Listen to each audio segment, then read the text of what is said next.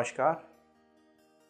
साई वाणी को प्रारंभ किया और मेरे प्रिय आत्मन, मेरे विश्व के सभी साई भक्त, मैं विश्व से इसलिए कहना चाहता हूँ, Mauritius, Malaysia, Singapore, USA, Sai महापारायण का पूरा जो ग्रुप है पूरे विश्व में फैला हुआ, वो सब अभी साई वाणी से जुड़ चुका है।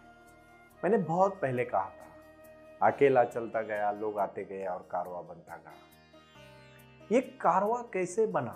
ये साई की शक्ति है। हमारे अपरंपार शक्ति को भक्ति के माध्यम से प्रारंभ करो और जारी रखो। साई वाणी का विचार लेके हम जुड़े हैं। हमारे मन में जो भी कुछ करना है उसको हम सजगता के साथ करें। सजगता ही महत्वपूर्ण जीवन है, उससे ज्यादा कुछ भी नहीं। कुछ कर गुजरने के लिए मौसम नहीं, मन चाहिए। साधन तो जुट जाएंगे, संकल्प का धन चाहिए, और वो संकल्प का धन होता है अपनी दृढ़ता, अपना विश्वास। तो मैं बहुत पहले कह चुका हूं, जितने सजग आप होगे उतने आपके मन के विचार कम होंगे, और जितने कंफ्यूज, जितने विचारों में उलझे हुए रहोगे उतनी आपको समस्या होगी। फिर सजग आदमी कैसे होता है? हिले हुए पानी में चेहरा दिखेगा या शांत पानी में चेहरा दिखेगा? अपना चेहरा अगर हम खुद देखना चाहते हैं तो शांत पानी होना चाहिए या पानी हिला हुआ चाहिए। लहरों में कभी चेहरा देखा है आपने? लेकिन गंगा नदी के पात्र में अगर कहीं शांतता होगी, दोपहर का समय होगा, तो नीचे झुक जाना, आपको पूरी तरह से आपका ही चेहरा एकदम आईने की तरह दिखेगा, वो भी पानी है। उसी प्रकार अपने मन में इतनी शक्ति है, इतनी अपरंपार शक्ति है। उस शक्ति का जिस समय सही उपयोग होगा उस समय आपको दुनिया में कोई भी रोक नहीं सकता। और आज का विषय है, सजगता के साथ मेडिटेशन करो। मैं छोटी सी कहानी से शुरुआत करना चाहता हूँ। भाई और बहनों, मैं कहानियां इसलिए कहना चाहता हूँ कि कहानियों से आपको पता चले कि हमें क्या बोध लेना चाहिए। ये बहुत सोच समझ के मैं हर कहानी का आपको एक बोध देने का प्रयास करता हूँ। गौतम बुद्ध के पास एक राजा का बेटा भिक्षु बन के आ गया और उसको भंते कहा गया। उसने अपने बाल हटाए, उसने पूरी तरह से वो भगवा वस्त्र कपड़ा धारण किया और गौतम बुद्ध के साथ पूरी शांति के साथ जीने लगा। गौतम बुद्ध ने कहा, तो अभी इतने राजा का बेटा है, एक अमीर घर से आए, एक बहुत बड़े घर से आए हो, अभी पहले दिन भिक्षा मांगने जाओगे तो तुझे ठीक नहीं लगेगा, पता नहीं खाना कैसे मिलता है, क्या होगा। मेरे एक परिचित घर है, वहां जा और वहां खाना खा के वापस चले आ, कुछ दिन वहीं जाके तू खाना खा लेना। वो कहता है, जी महाराज, जी आप जैसे आज्ञा करें। और फिर वो चला जाता है। 2-3 किलोमीटर का रास्ता होता है गौतम बुद्ध जहां ठहरे हुए वहां से, और उस जगह पे वो चला जाता है। वहां एक बहुत सुंदर स्त्री, बहुत ही सुंदर, वहां उनकी राह देखते खड़ी होती है। और जैसी दरवाजा खुलती है कि वो उनके कहती, बनते आइए, प्रणाम, आपका स्वागत है। और बहुत वो गौतम बुद्ध का, जब वो शिष्य आ रहा था रास्ते से, तब सोच रहा था कि मैं तो राजा का बेटा हूँ, लेकिन अभी मैंने ये संन्यास लिया है, मैं तो राजमहल में बहुत पकवान खाता था, पता नहीं आज क्या खाना मिलेगा। और ऐसे ही हो जाता है, सोचता है। जैसे ही वहां घर पहुंचता है, जो उसके मन में था वही खाना उनके सामने, अच्छा खाना परोसा हो जाता है। फिर वो सोचता है कि मैं जब राजमहल में था तो हमेशा खाना खाने के बाद एक आधा पौन घंटा सो लेता था, अच्छा लगता है मुझे, अब यहाँ मैं कैसे सो सकता हूँ। तुरंत वो सुंदर स्त्री कहती है, भंते, आपने अभी खाना खाया, आपको कैसा लगा? और मैं चाहती हूँ कि आप अभी थोड़ा सा आराम करें तो मुझे बहुत प्रसन्नता होगी, मुझे बहुत अच्छा लगेगा। तो ये चौंक जाता है कि जो उसके मन में, उसकी उसी सुंदर स्त्री के मन में आता है, तो वो थोड़ा सा चौंक जाता है। फिर वो थोड़ा आराम कर लेता है। फिर आराम करने के बाद उसके मन में और भी बहुत सारे विचार चलते हैं, लेकिन कुछ बोलता नहीं, और वापस वो चल गौतम बुद्ध के पास पहुंच जाता है। बुद्ध के पास पहुंच के वो प्रणाम करता है और कहता है, गुरुजी, मैं कल वहां नहीं जाऊंगा, क्योंकि आज मैं आश्रम व्रत लेके आया हूं। मुझे तो वहां जो मुझे चाहा वही वो सुंदर स्त्री के मन में आया, और वो मैं भयभीत हो गया कि मैं आश्रम में आया हूं कि नहीं आया हूं। और मेरे मन में, तो गौतम बुद्ध ने कहा, क्या हुआ? उन्होंने कहा, जो मेरे मन में खाना था वही खाना उसने परोसा, मुझे विश्रांति लेनी थी वही उसने बोला, तो मेरे मन में और भी बहुत कुछ विचार आए थे, शायद वो जान चुकी होगी, तो मैं अभी तक मतलब उस ऊंचाई तक नहीं पहुंचा हूं, मुझे वहां मत भेजिएगा। गौतम बुद्ध उसकी तरफ स्मित हास्य करते हैं और कहते हैं, बेटा भंते, कल तुझे वही जाना पड़ेगा, यही तो तेरी तपश्चर्या है। हम बुरे विचारों को कितना भी दबाएंगे रुकने वाले नहीं है। उसकी तरफ सजग होना मतलब उसको रुकाना। आज का संदेश ही यही है, विचारों के प्रति सजग हो जाओ, ऑटोमेटिकली विचार कम होने लगते हैं। मेरे कुछ मित्र हैं, मैंने देखा बहुत मूड स्विंग होते हैं उनके, कभी कभी बहुत खुश होते हैं, एकदम खुश, कभी कभी बहुत गुस्से में रहते हैं। इतने मूड स्विंग क्यों होते हैं आपके पता है? आप उस विचारों के प्रति सजग नहीं है। आप बोलोगे कैसे सजग होंगे?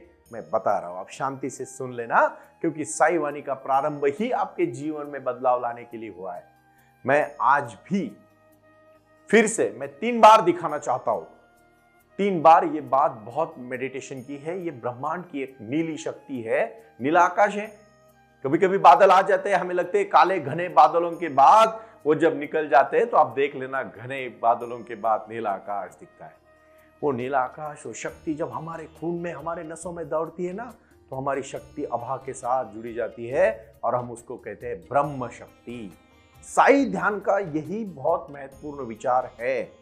फिर पहले दिन बुरे विचार आने के बाद दूसरे दिन जब वो जो राजा का बेटा जो भंते बना था, जो एक भिक्षु बना था, वो घर से चलता है राजा के गौतम बुद्ध के पास से फिर से वहां जाने के लिए, क्योंकि गुरु का आदेश होता है। वो गुरु ब्रह्मा गुरु विष्णु, आप जानते हैं, गुरु ने अगर कुछ कहा, मैं भी मेरे सभी भाई और बहनों को, मेरे मित्रों को कहना चाहता हूं, ध्यान होगा। ध्यान इतनी सस्ती चीज नहीं है कि गया बाजार में और टमाटर लेके आ गए मतलब ध्यान आ गया। अरे ध्यान इतना अगर आसानी से आता तो सब कुछ ध्यान ही बन जाते। याद रखना, ये मुश्किल है लेकिन नामुमकिन नहीं है।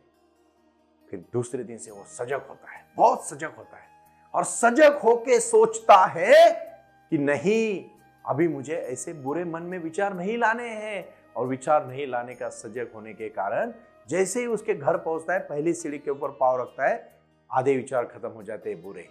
दूसरे पे रखता है, 80% विचार बुरे खत्म हो जाते हैं। और जब तीसरी पे रखता है और घर के अंदर प्रवेश करता है, तो उसका मन पूरी तरह से सजग होता है और वहां खाना खा के, बिना किसी विचार आए हुए, अच्छे विचारों के साथ खाना खा के वहां से बाहर निकलता है।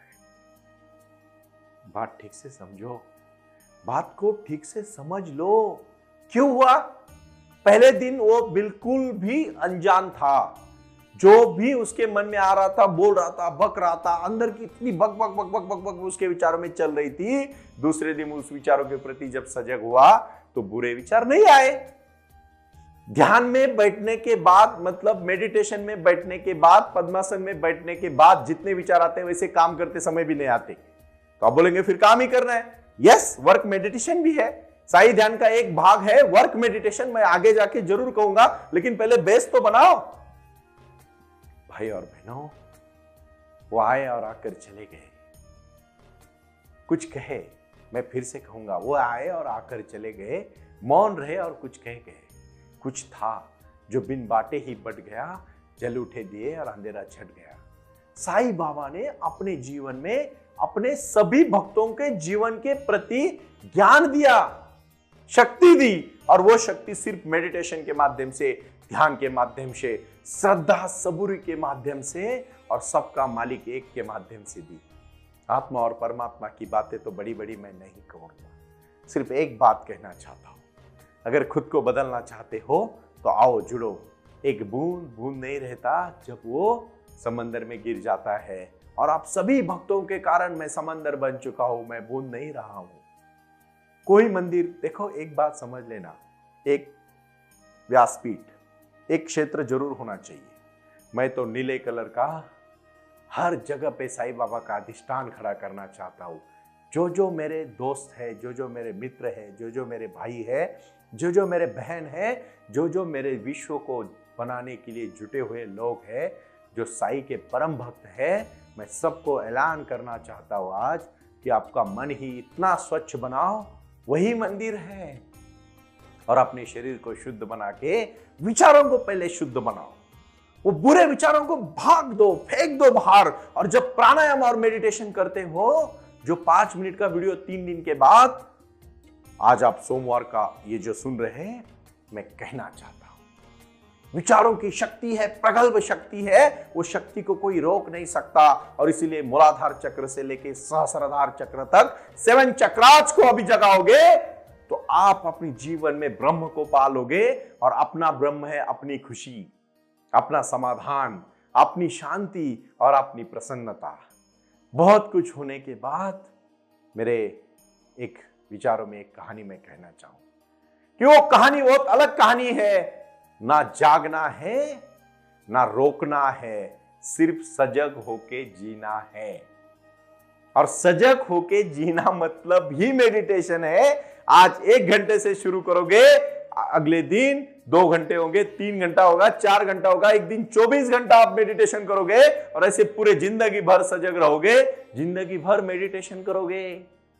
आपको कहीं जाने की जरूरत नहीं है। आपको अंदर की शक्ति को जानना बहुत जरूरी है और वही शक्ति है ध्यान की शक्ति।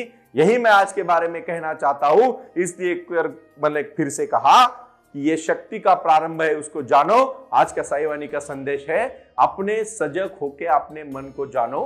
प्रणाम।